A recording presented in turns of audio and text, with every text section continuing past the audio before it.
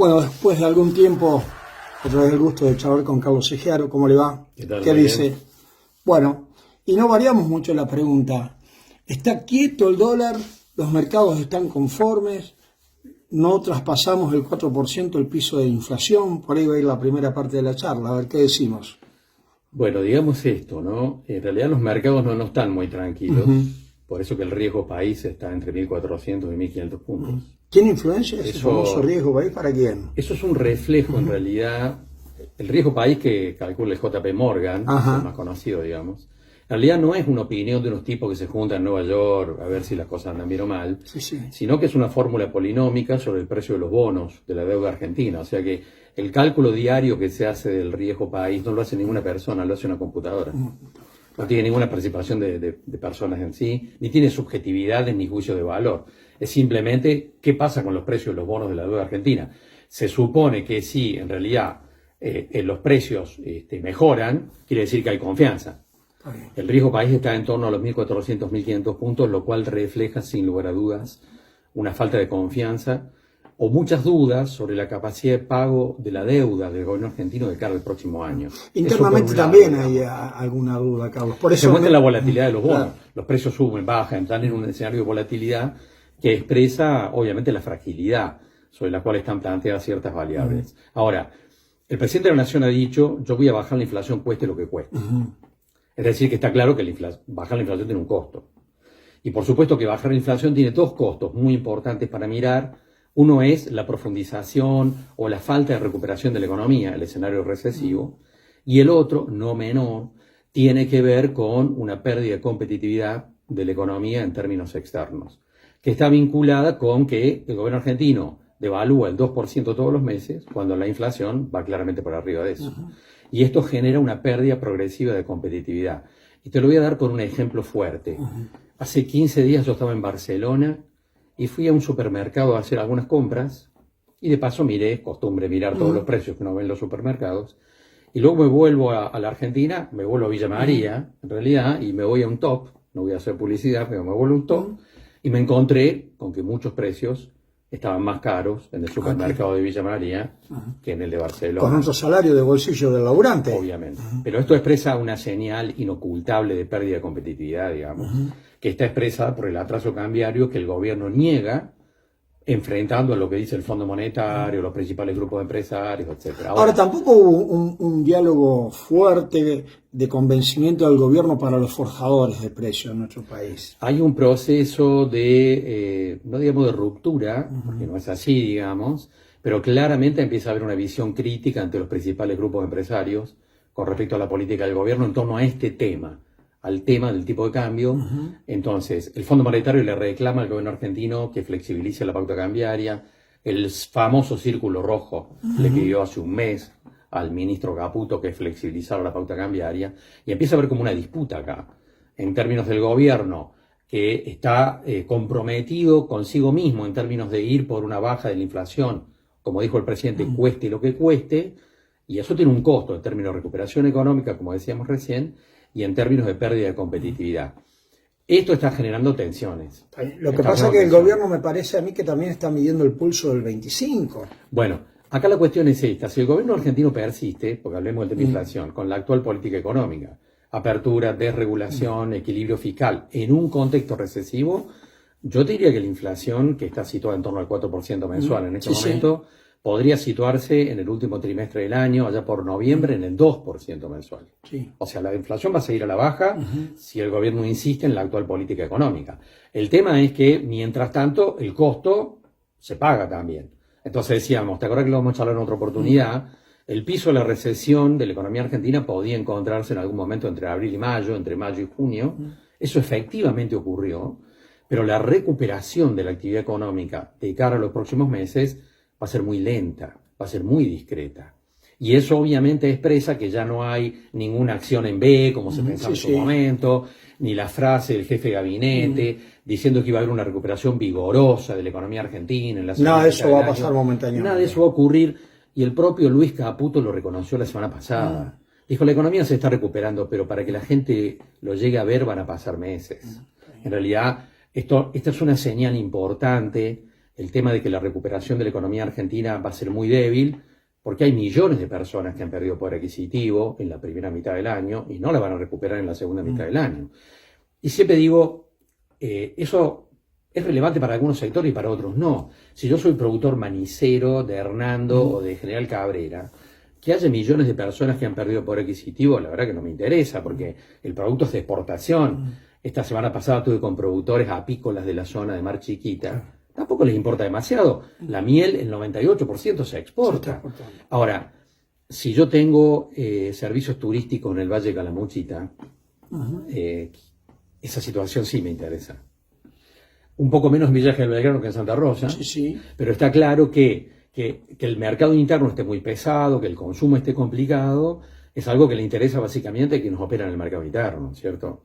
Y la verdad es que la situación de la segunda mitad del año va a ser de una recuperación de la economía muy discreta y millones de personas que han perdido poder adquisitivo no lo van a recuperar, lo cual se muestra en el hecho de que un supermercadista te diga y el único queso que se vende es el queso cremoso, o que la recuperación del consumo de carne vacuna no se dé y estemos mirando el peor consumo de carne vacuna de la historia de la Argentina. Esto tiene que ver con el deterioro del poder adquisitivo de mucha gente. Bueno, los lácteos también, usted mencionó los quesos, pero hoy un litro de leche de 1.500, 1.700, 1.800, no sé cuánto estaba en Barcelona, ¿no? Pero bueno. No, el tema es que estaba más barato. El tema es entonces la cuestión, ¿qué pasa con la leche? El año pasado tuvimos una tormenta perfecta en el sector lácteo y mandamos a faena vaquillones que habíamos tardado años en generar en términos genéticos, ¿cierto? Entonces hoy tenemos un 20% menos de producción que el año pasado. Y esta es la expresión de la competencia por la leche, pero efectivamente el consumo no reacciona. ¿Y cuál es el dólar de verdad? No, de verdad es el que tenemos. Bueno, sí, está bien, pero... ¿Cuál es el que deberíamos tener, digamos? No, bueno, no sé si ese, pero porque veo que... A ver, además de esto, no hay ninguna posibilidad de levantar el cepo en lo que resta del año. No hay ninguna posibilidad de levantar el cepo. Y la existencia del cepo, tal como está planteada, te genera todos los tipos de cambio diversos que operan en el mercado. El contado con liquidación, el dólar MEP, el dólar blue, el dólar turista, etcétera. Pensemos que el gobierno, esta semana que empieza, baje el impuesto país, pero baje el impuesto país solamente para la importación de bienes. Si vas a usar la tarjeta en el exterior o vas a comprar un pasaje para viajar al exterior, el impuesto país sigue siendo el 17,5%. Es decir que seguimos viendo una gran diversidad de tipos de cambio. Ahora, cuando hablamos de atraso cambiario, todo es relativo, pero yo siempre me apoyo, porque es parte de una negociación que sigue vigente, en lo que dice el Fondo Monetario Internacional. Hoy el Fondo Monetario Internacional le está reclamando al gobierno argentino que hay un atraso cambiario del 20% y que tiene que eliminar el blend. No me quiero poner muy técnico, pero tiene que ver con el mix que genera una exportación. Y más tarde o más temprano este gobierno se va a tener que volver a sentar con el Fondo Monetario a discutir un montón de cosas de cara al próximo año en temas de recomposición de la deuda. Y el Fondo Monetario le va a exigir flexibilización del tipo de cambio y le va a exigir la eliminación del blend, que es una manera indirecta de pedir una devaluación. Bueno, y entre tanto lo charlamos días pasados, los jubilados que hacen su reclamo, la política se instala, el supuesto incremento de dieta de los senadores nos hace mirar para todos lados y preguntarnos. La política está ahí, latente, en forma permanente. Por supuesto, las cuentas fiscales están en equilibrio, pero están en un equilibrio muy endeble. Cuando el Congreso aprueba esta ley de reajustes en las jubilaciones, pone en riesgo, evidentemente, el equilibrio fiscal del gobierno argentino. Esa ley que acaba de vetar el presidente tiene 4 patas, en realidad. Una es la fórmula de indexación, de movilidad, que no tiene mucha diferencia con la que ya estaba, pero hay un punto fuerte, y es que el Congreso le dice al gobierno argentino, tenés que ser retroactivo en términos de las jubilaciones a enero, y hay dos ventanas más que no se hablan tanto, y es que el Congreso le da 6 meses al ANSES para que regularice la deuda con las provincias en términos de las cajas jubilatorias. Es que no lo va a cumplir, Carlos. La deuda con Córdoba es de 400.000 millones de pesos, más o menos. Y el cuarto son 13 provincias que están involucradas en este tema, con fallos judiciales a favor además. Y además, la cuarta pata es que el Congreso le ordena al gobierno argentino que cumpla los fallos que tienen sentencia firme de más de 90.000 jubilados que le hicieron en su momento juicio a la presión. Ahora fíjate vos, acá hay una ironía. El Congreso aprueba una ley para decirle al gobierno argentino que cumpla la ley. Claro. Bueno, una ley para decir que cumplas la ley, porque los fallos que tienen sentencia firme pero son fallos los que con están sentencia pidiendo, firme. claro, los que están pidiendo esto ahora en algún momento no levantaron la mano en favor de los jubilados. A ver, el tema es este: el cumplimiento de las leyes debe ser parte de cualquier república, digamos. Sí, sí. Y el argumento de decir, los otros no la cumplieron, vos tampoco la vas a cumplir, no puede ser, digamos. Ahora, lo que está claro es que el presidente vetó esto y supuestamente tiene un acuerdo con Macri para que los diputados del PRO que avalaron esta ley se den vuelta como un gato y dentro no de le va a costar mucho. 10 días digan que no a lo que dijeron que sí hace 10 días. En la última entrevista usted habló de una ventana que mucha gente me preguntó por el tema del bono. Bueno, sí, porque es algo que no se escucha mediáticamente. No se escucha. El tema es, yo rescaté a Osvaldo Giordano, ¿no es cierto? Sí. Que vuelvo a decir, para mí la persona que más sabe sobre el sistema previsional en la Argentina. Era el entendido. Él, cuando asume en el ANSES, designado por Javier Milei, lo primero que quería hacer era precisamente depurar los padrones en términos de decir, bueno, hay gente que recibe este bono y que no debería recibirlo. Es decir, lo está recibiendo, ahora en septiembre va a recibir el bono un jubilado que está cerca de la inanición y lo va a recibir un jubilado que vive en un country y tiene una 4x4, digamos. Y los números en realidad son relativos, pero hay una estimación hecha que indicaría que si el bono se repartiera eficientemente solo a aquellos jubilados que efectivamente lo necesitan, la mitad de esa pérdida de ingresos que plantea el gobierno argentino con la ley, la mitad se licuaría. Es decir, no estaría si el Estado fuera eficiente en el manejo del cruzamiento de información. Y como decía en este punto, lo habíamos charlado en otra oportunidad, ¿no es cierto?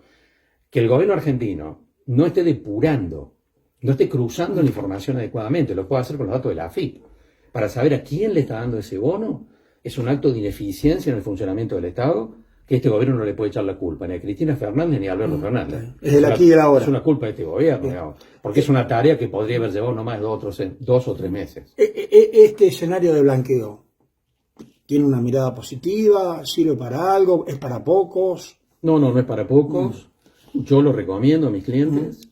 Veo que hay muchas dudas en la gente y claro, que podrían participar porque hay un antecedente que es el blanqueo de Macri, que mucha gente se arrepintió de haber participado en ese blanqueo. Veo en que realidad, tenía actores parecidos a los que están ahora. Sí, por supuesto, pero digamos que mucha gente se arrepintió de haber participado en aquel blanqueo. Este blanqueo cumple o cubre algunas de las cuestiones que generaron problemas en el anterior blanqueo. Por eso yo personalmente se lo recomiendo a mis clientes. No obstante lo cual veo que no hay tanto interés. Ahora, pensemos en números, porque yo a veces me encuentro con gente que me dice, bueno, si el blanqueo funciona bien, van a poder salir del cepo, que van a aparecer muchos dólares. No es así. En realidad el blanqueo de Macri fue un blanqueo que generó un blanqueo por 120.000 millones de dólares. Pero la mayor parte eran activos. Vos blanqueaste 5 departamentos que tenías en Miami. Eso no genera un ingreso de dólares a la Argentina. Blanqueaste un inmueble, blanqueaste un activo, blanqueaste acciones, blanqueaste bonos. El blanqueo de Macri, dijimos, fue por 120.000 millones, pero aumento de dólares en bancos, en cuentas bancarias, solamente hubo 7.000 millones. Y si este blanqueo es la mitad de aquel, porque no va a poder acercarse a aquel, en realidad uno podría pensar que un blanqueo de similares características como el que estamos mirando en este punto, podría generar depósitos en dólares en el sistema financiero por 3.000 o 4.000 millones. Eso aumentaría las reservas del Banco Central en 2.000 millones. O sea, nada. Con eso no salís del cepo. Si pensamos solamente en esto, hay unas 1.000 empresas en la Argentina, extranjeras, que hace 4 o 5 años no pueden enviar sus utilidades y dividendos a su casa matriz. Por el cepo, digamos. ¿Qué monto está involucrado ahí? Unos 10.000 millones de dólares. Y lo dijo el propio Luis Caputo, no están dadas las condiciones para salir del cepo. Si mañana diga, salimos del cepo, hay 10.000 millones de dólares que saldrían la primera semana. En un instante. Las reservas del Banco Central son 6.000 en contra. O sea, es imposible salir del cepo en las actuales circunstancias porque no hay la suficiente cantidad de reservas en el Banco Central para bancarse lo que sería la salida del cepo en términos de demanda de divisas. Bueno, 2 o 3 minutitos de cierre. Construcción, agrometal y automotrices. Bueno, son sectores que en general a nivel país están muy paralizados. Muy paralizado. Muy paralizados en general, prácticamente todos. Uno puede pensar que en algunos puntos puede haber algún proceso de recuperación. Hay más créditos, se está recuperando el crédito en Argentina y esto va a jugar a favor.